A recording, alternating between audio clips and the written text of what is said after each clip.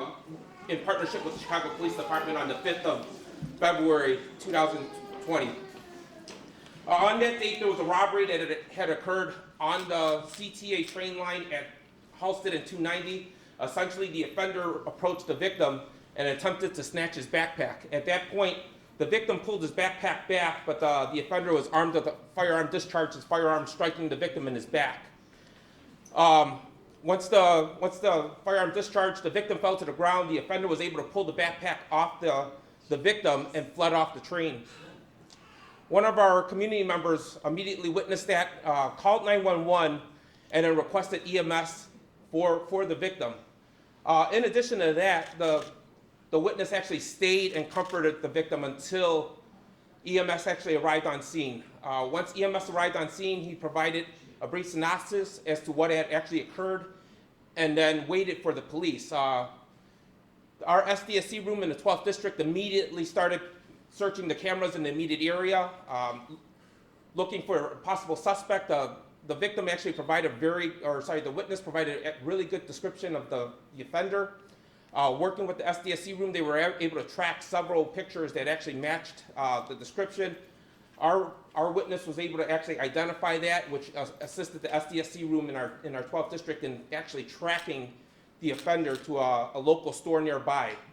Once in that store, the offender discards a number of the proceeds and then proceeds to leave the area.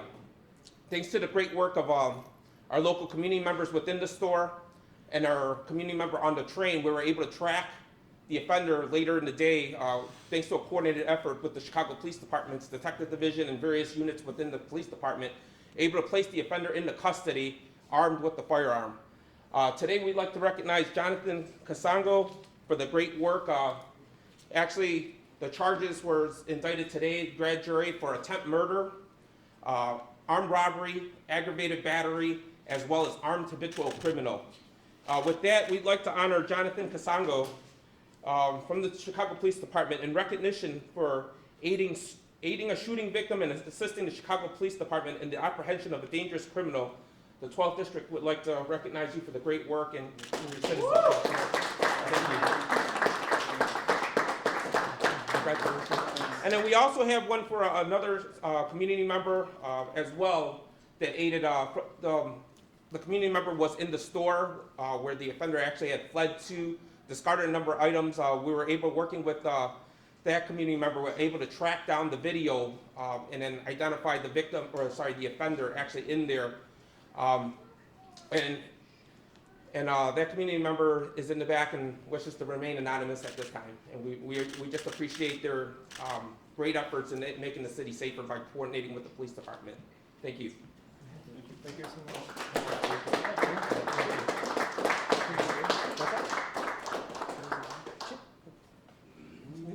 Yeah, please.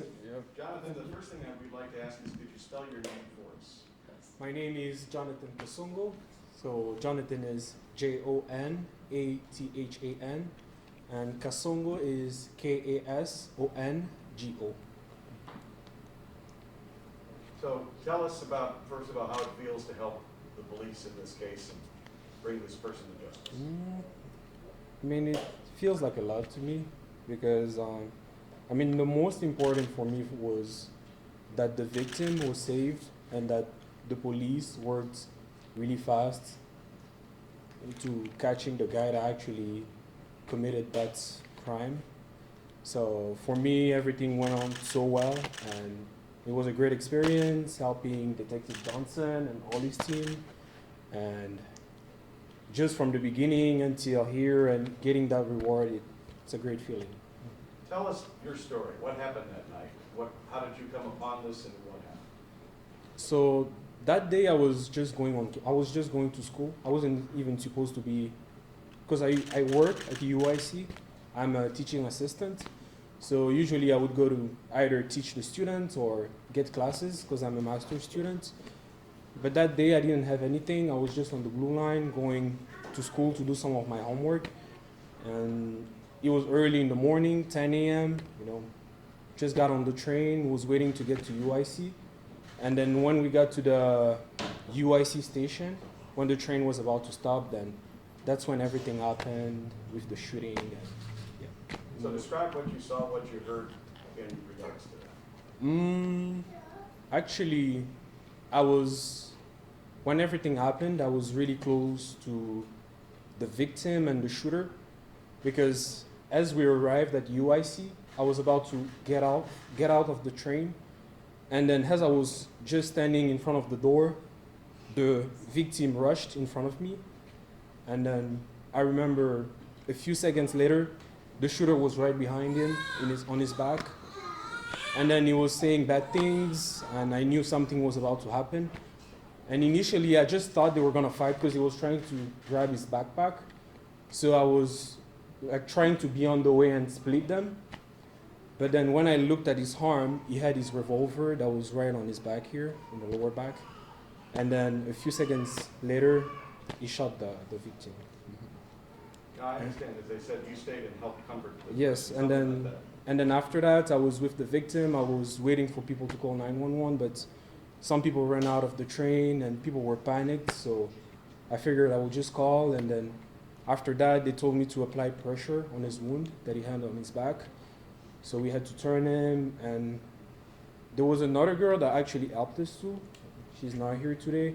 I got her scarf, put it on the wound, and I was applying pressure on it until we were lucky, because as he had problem breathing afterwards, he was saying things like, I can't breathe. I just kept comforting. I mean, I tried to make him more calm. I was telling him that everything was going to be okay. I asked him his name. And I was happy because as he couldn't breathe anymore, he was like, I can't breathe, I can't breathe. A few seconds later, the ambulance was there, and yeah, it felt really good. How does it make you feel that you were able to help this person, maybe even possibly save that person? Sincerely, personally, you don't really feel much. You're just like, okay, I'm just happy that he's saved and that the police got the bad guy, but personally, you don't really feel any type of, I don't know what's the right word for it. Just What was the, and what was the type I of really don't know. information that you gave police that they used? You know, what were you able to tell police about this suspect? I mean, I was lucky because in the train when the shooter came in, I saw him with his friend, and they looked at me in a bad way because I was on the way. I was blocking everybody that was coming in the train. So I saw him, and then even when he was sitting next to the victim, I saw the shooter, and I was even avoiding his eyes because he was trying to fix at me. But yeah, it looked very dangerous. So I was able to see his face, see how he was dressed that day, and I pretty much saw everything with the shooting. So it was easy for me to recognize him when I went to the police station later that day. You know, a lot of people don't choose to get involved in cases. They try to avoid it. You made a point of getting involved, really involved, even helping the victim here. What would you say to other Chicagoans about what they should do if they find themselves in your situation? I just want to say that no matter the situation, or even if it seems very difficult or absurd sometimes because it's very surprising, you don't expect anything like that, just don't run away, because I don't know what would have happened to that guy if everybody ran away. And also, if you can, help the police, because they do a great job. They work every single day to help this city. And I've seen them in the morning, and even when I went to courts, they're always on the way. And even some of them, today they were at a shooting earlier today, so you can't even imagine the amount of work that they're doing. And they're always in silence, like heroes, not saying anything. So that's the great thing about them. Some people might say you acted heroically. You stayed in a dangerous situation, you helped someone who was being shot, then you helped police track down this dangerous person. Do you feel like a hero? Do you feel like you acted heroically? I feel like a normal person, really. He's very modest. Yeah. Yes, I know. Is it something that just as a Chicagoan, as a person, this is just what you should do? This is the way everybody should act? I mean, yes, helping anybody. I mean, always been taught to help people, never leave people behind. I mean, I come from Africa, we've seen a lot of stuff, so I know how it is, and thank God that day, I was just fortunate to keep my calm. I don't know what would have happened, but yeah. How old are you, John? I'm 24. What are you studying in school? Business analytics. Yeah. It's more like data science, things like that. What And, part of, I'm sorry, go ahead. I think is it, you were what asking. country back? The Democratic Republic of the Congo, Central Africa. And trust me, back home we don't even have phone numbers to call the police, so you guys are really lucky. Trust me. You want to add anything in addition to, based on his answers, that, Want to say something? Wow, this is all for you. Maybe what other people can do if they see similar incidents. Right, in the exactly. Yeah. Let's- So actually, if we can add in, so we have a tip submit line.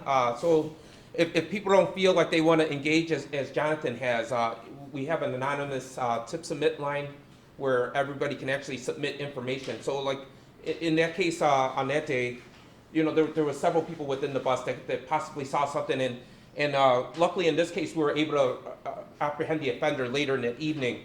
But it definitely helps that whenever possible, we had a lot of people that actually saw what happened, or at least caught glimpses of what happened.